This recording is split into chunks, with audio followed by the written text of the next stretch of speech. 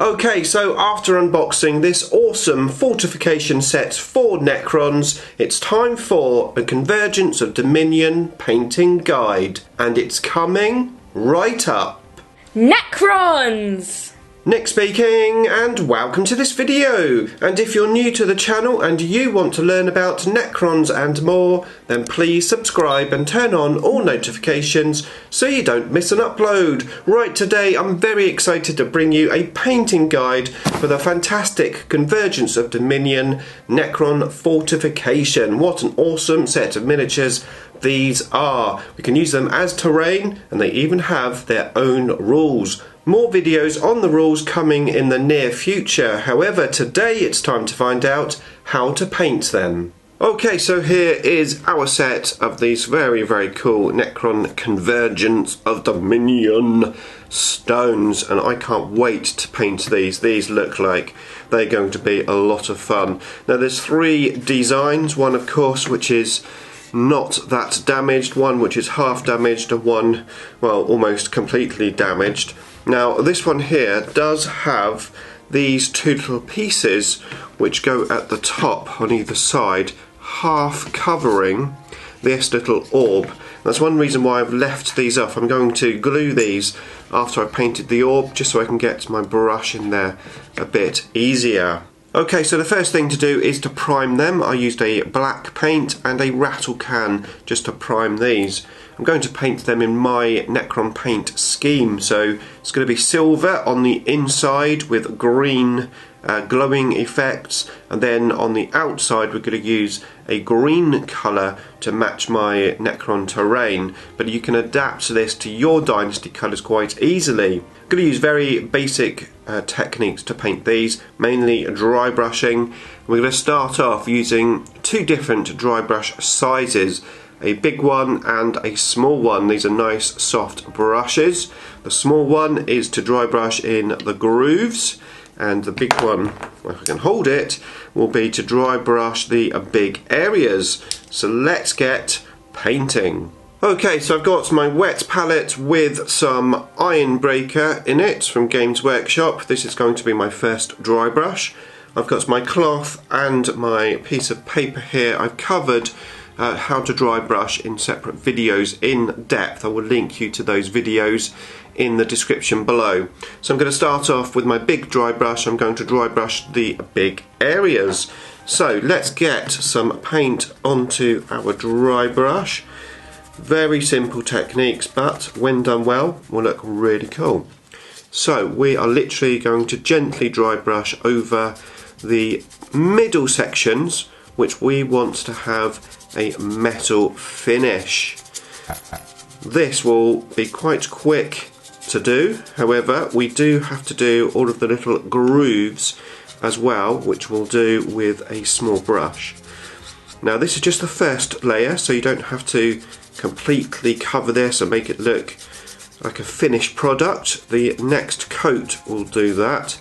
We're looking for a sort of mottled effect, I suppose you could say, keeping some of that black area on the metalwork just to give an old effect.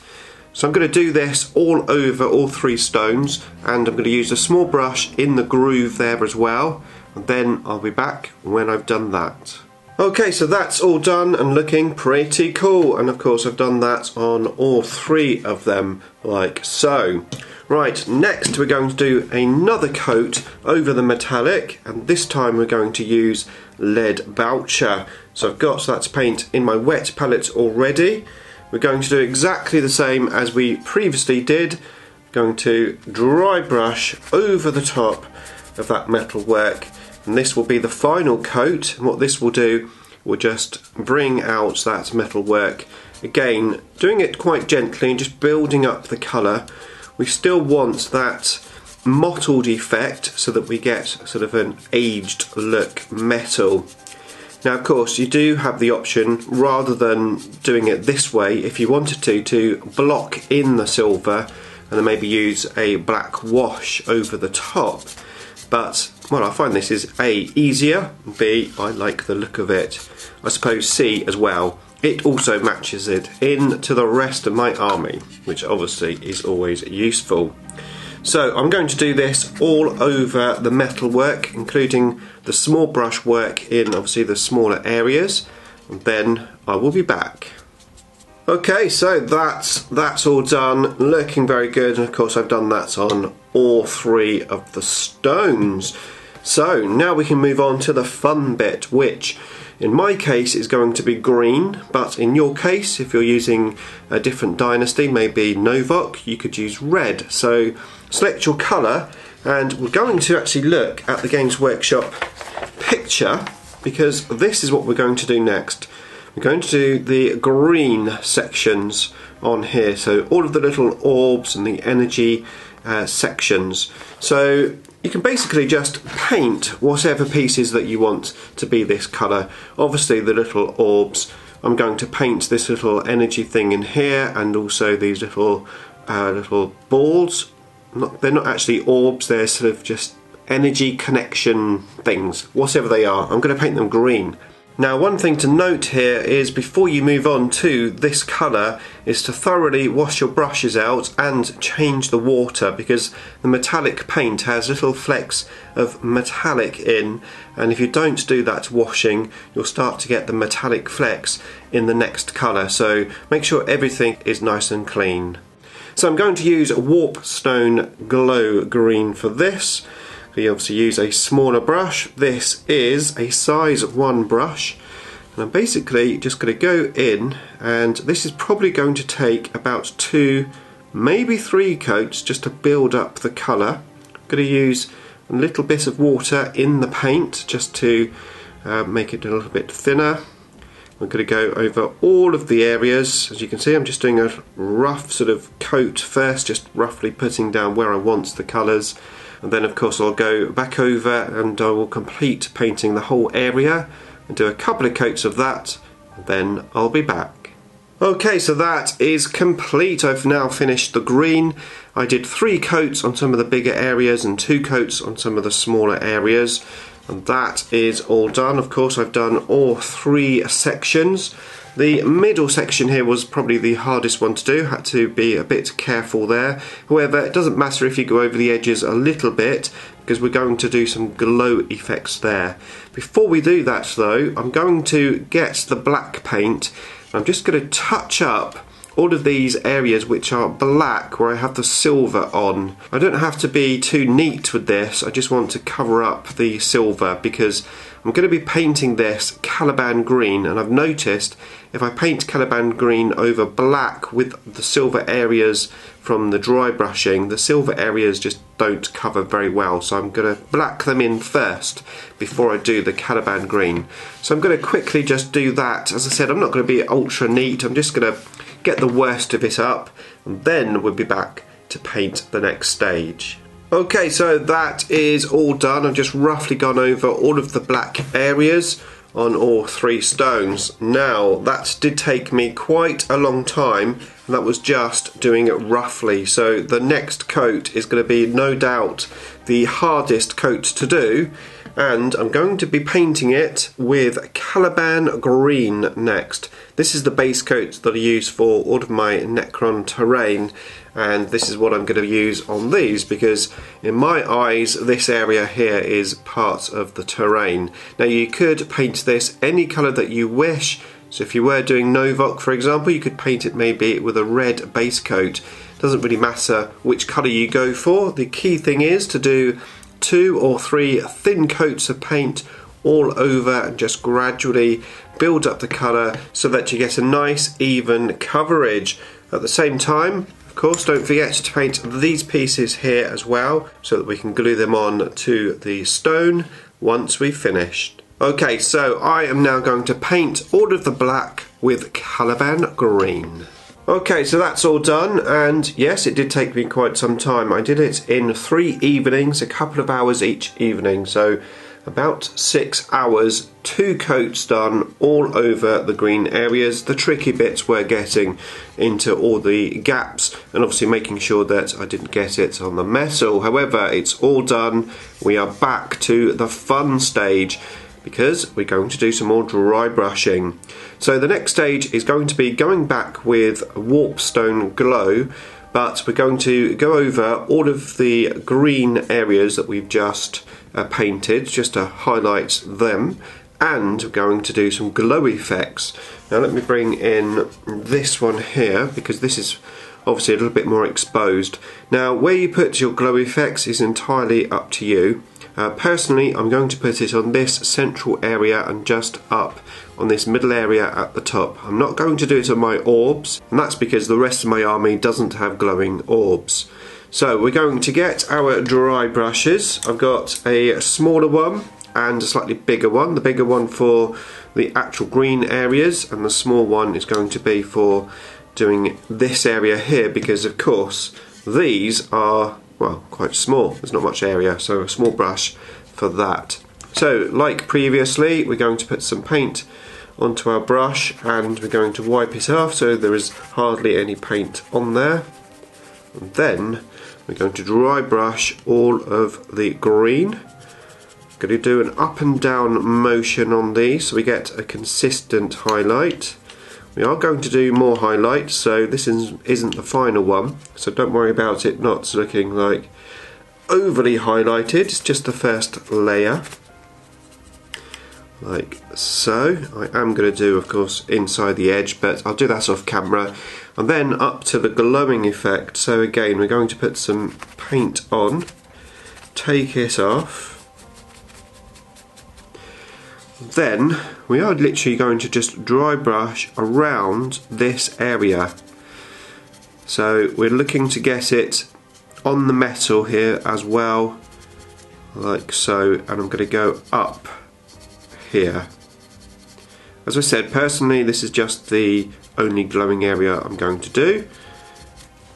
It's looking pretty cool. I'm going to work on that all over all three of them, and then we'll be back with the next stage. Okay, so that's all done and it's starting to take shape now. I did highlight the little rocks on the floor as well. I'm going to add some sand in between these rocks just to match my pieces into my terrain. I've also been, of course, highlighting these sections which eventually will go up here over the orbs, and the orbs are what we're going to paint next. So we're going to use this colour here, mute green. We are going to paint over the orbs. I'm going to leave the original base coat that we've got here in the recesses.